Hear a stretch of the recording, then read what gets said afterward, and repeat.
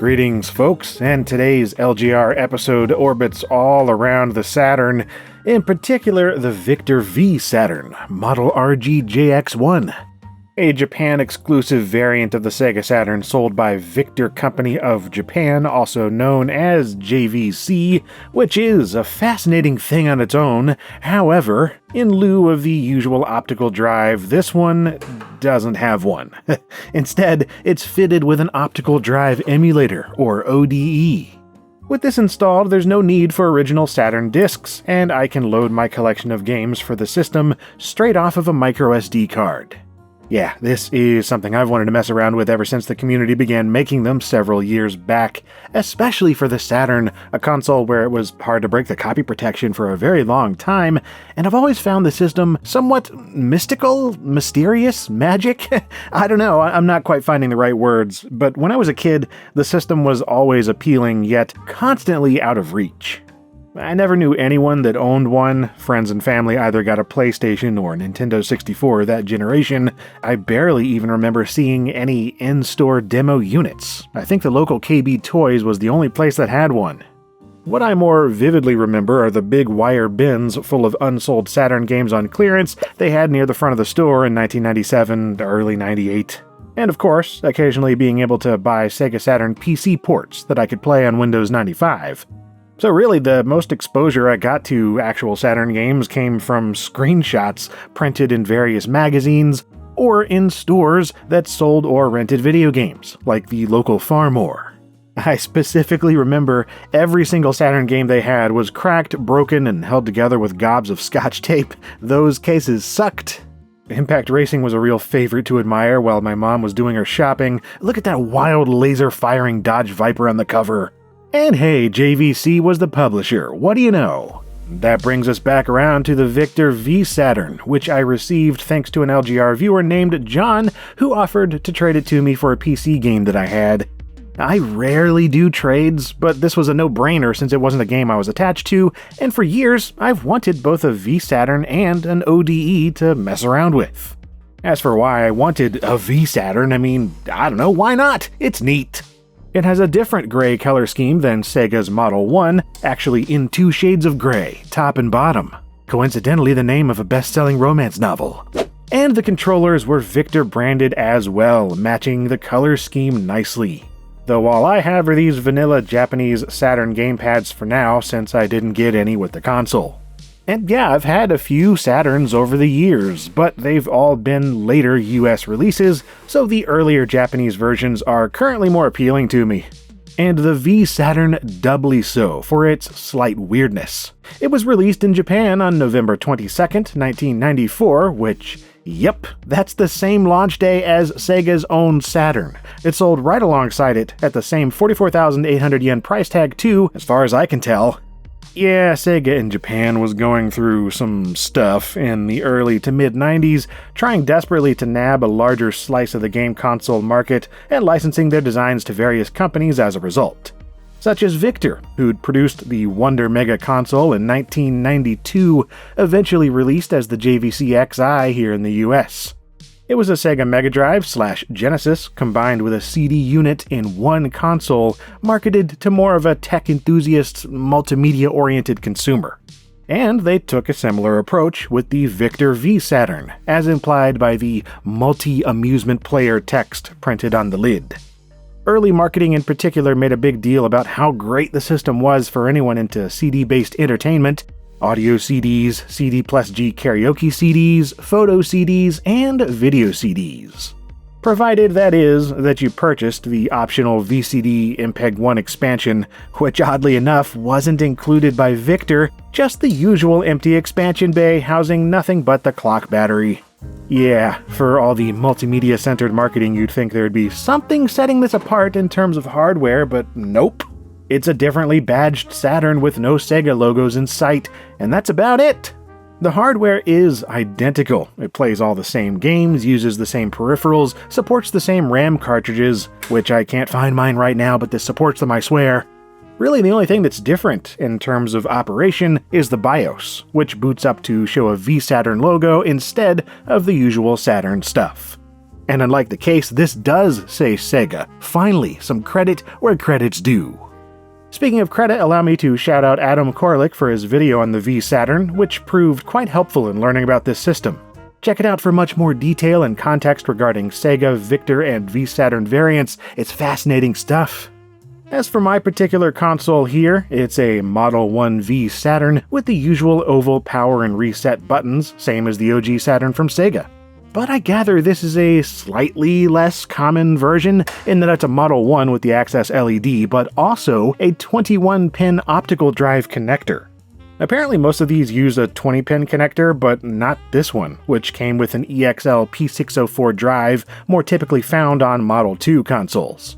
So I assume this is a later Model 1 V Saturn then, considering the parts used in the relatively high serial number. This seems like useless trivia, and it normally is, but in this case, it's necessary, since the whole laser assembly is going by the wayside in favor of an optical drive emulator. And those typically come in two versions, 20 and 21 pin, depending on your console. A vital consideration when choosing an ODE, and there are plenty to pick from for the Saturn alone, like the Phoebe, Rhea, Mode, Satiator, and Fenrir. With that last one being chosen by John when he sent the system to me, apparently due to ease of use when switching games on the SD card. I don't know, this is the only ODE I've ever used, so I'm just happy to have one at all.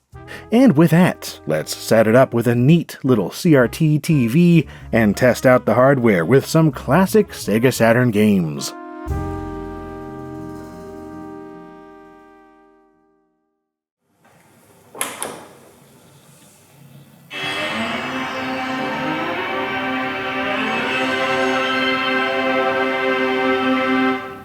V Saturn, how exciting! I rather enjoy that customized startup screen. And from here it goes straight into the Fenrir menu system, since I've already gotten it set up.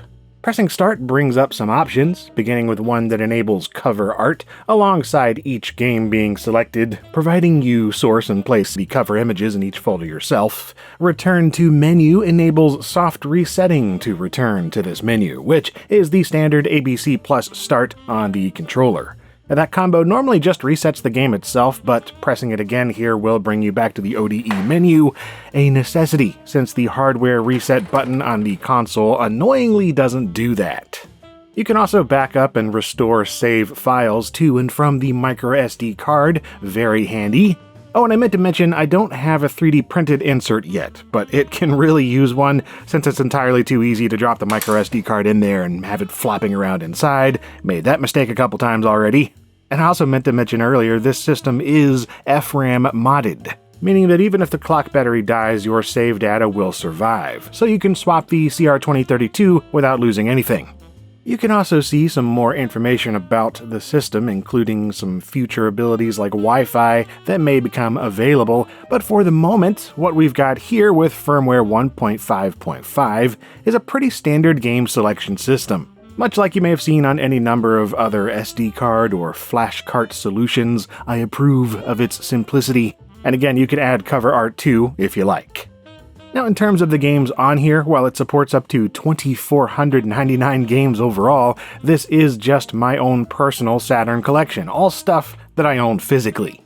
Yeah, most of the games I own for the system are imports, since there's such a cool library of stuff released in Japan that we either never got in the US, or if we did, those games are more rare and expensive here compared to the Japanese releases. Or at least that's how it was when I was buying these 7 or 8 years ago online. Perhaps it's changed these days, but typically Japanese games have been more reasonably available. Anyway, let's begin with the obvious choice here, Duke Nukem 3D, which loads up at an authentic feeling and, by extension, unimpressive rate. Yeah, I think certain load times may be nominally faster with an ODE, but by and large you're still restricted to the actual Sega Saturn CD-ROM controller in there, so for the most part, initial load times are still roughly as fast or slow as original hardware. And while it seems to be optimized for the Saturn Redump project in terms of disk image formatting, it supports standard ISO, bin/Q, clone CD image files, and a handful of others, which, yeah, I've had no problems loading any images in those formats. It just straight up works with games from any region. no having to mess around with action replays for imports like I did on my other Saturns, so that's nice. You would still need to add a 50/60 Hz mod if you'd like to change the way the games display in PAL regions and such. That's not something the Fenrir provides. But yeah, for me with this NTSC-J V Saturn, I'm quite happy with the results so far. As happy as I can be with this fascinating lobotomy port of Duke 3D, and by fascinating I mean I don't like it. Never have. It uses the Power Slave engine also used in their port of Quake, and I've just never been a fan. The lighting is cool, but the wibbly-wobbly turning makes me feel queasy, and the scale of everything is off. It's all too tall, and Duke feels like he's been cut in half. Why am I 3 feet tall here? Alright, so, moving on to a fighting game, and while a Virtua Fighter title would be obvious, I asked the LGR Twitter what games they'd prefer to see, and Fighters Megamix came up time and time again, so hey, why not? I've actually never played this one, despite owning a copy, but I picked it up because I knew the roster is pretty absurd, combining characters from Virtua Fighter, Fighting Vipers, Sonic the Fighters, Virtua Fighter Kids, Virtua Cop, and even Daytona USA. Yeah, you can play as the car from Daytona, providing you unlock it, that is.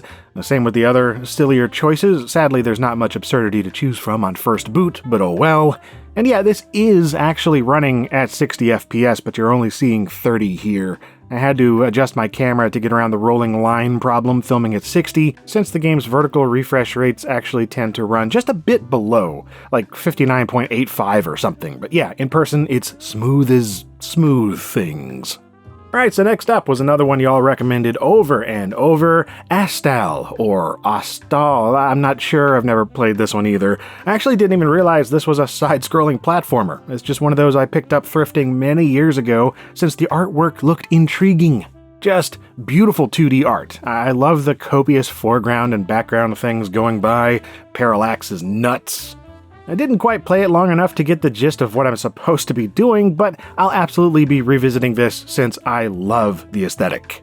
Next, I attempted to load up the wonderful X-Men vs. Street Fighter, forgetting entirely that it asks for a 4MB RAM expansion to begin, which I absolutely own a couple of them, but they're boxed up somewhere in storage since I haven't unpacked that stuff since moving recently, dang it. So next up in highly recommended games, we've got a JRPG, or at least that was my incorrect assumption. This is Dragon Force, which starts up with a lovely FMV sequence, one that I don't think would be improved by the VCD MPEG expansion like some games were. Not that I have one, but anyway. As for the game itself, well, it sure looked like an RPG at first with all the text and overall presentation, but not really. Turns out this is sort of a strategy tactics thing with a dash of role-playing sauce on the side. Again, I'm intrigued enough to return to this in the future, but I'll have to spend a lot more time with it to really get into the game. One that I know very well though, and is just an absolute must anytime you have a Saturn going, Panzer Dragoon. An absolute classic that I always feel compelled to pick up and play if it happens to be running on any system nearby.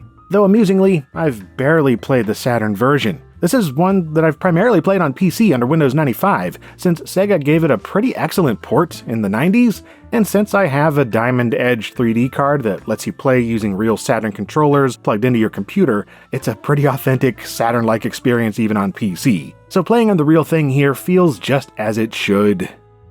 Okay, so another one I had to test, although I don't think anyone recommended it, Overdriven GTR, a special Nissan edition of the original Road and Track presents The Need for Speed, but released only in Japan, featuring a completely different selection of cars, all classic Nissans and generations of Skylines. One of those I've covered a time or two in my History of Need for Speed retrospectives.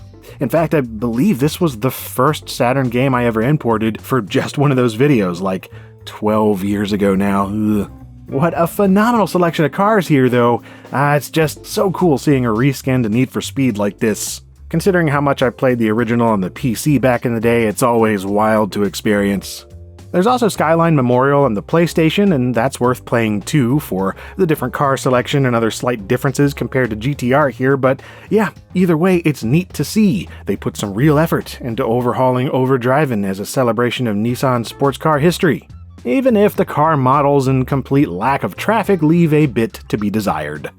So, another one that wasn't recommended by anyone, but I have to play since it had such an impact on me as a kid, Impact Racing.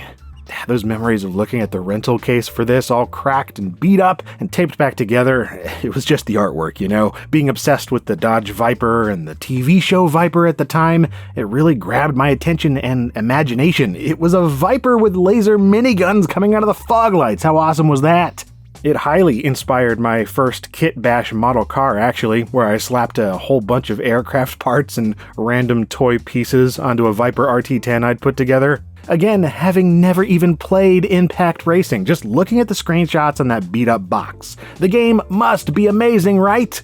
It has its charms in that clunky mid-90s early 3D kind of way. Shoot other cars, drop mines, try not to run out of time or get blown up too much. It's an okay game. The tracks are just so narrow, though, and the gameplay is simplistic to the point of repetitive fatigue, setting in pretty soon. I have a lot of fondness for it anyway, mostly stemming from my own half-memories of looking at that cracked case at Farmore. Weird what sticks in your mind after 27 years. And finally, let's end on one that was both recommended by y'all and one that I played a lot myself back then. Sonic Racing, or Sonic R by good old Traveler's Tales. One that I got on PC pretty soon after it came out. I think I got it at Sam's Club. I played the crap out of it on Windows 95 with keyboard controls, and I remember it being frustrating, but, it's not good in terms of handling. Maybe I just need to get used to the controller, but man does this not feel responsive, like over and understeer at the same time somehow. Whatever though, I'm still rather fond of this game and have a lot of memories, both good and bad. Honestly, I loved exploring this game the most, not even racing. I wanted to unlock stuff, so I eventually did beat it, but still. I was really excited to have an actual 3D Sonic game, not just Sonic 3D Blast, which I played the crap out of that too at a friend's house, but anyway, yeah. I think it's obvious that even with things being wonkier and clunkier than I might recall, I'm still having a lot of fun going through my own Saturn library here. And I'm gonna start extending that now and playing more stuff I've never tried, because, the Saturn has always been one of those systems that I've respected from afar, have messed around with in bits and pieces over the years, but never got too serious about exploring its library. So having this ODE going really is a great excuse to do so. And the V Saturn in particular, I don't know, I just think it looks cool with that two-tone gray going and the classic Victor logos and stuff. So thanks again to John for making the trade happen so we could check this out. I'm inspired to try some other ODEs for some of my other disc-based systems, especially the PS1 and the Dreamcast, but I hope that you enjoyed this laid-back look at the Saturn, a delightful console that always deserves some love. Do stick around for other LGR things that are always in the works, or check out some of my other previous episodes till then. And as usual, thank you for watching.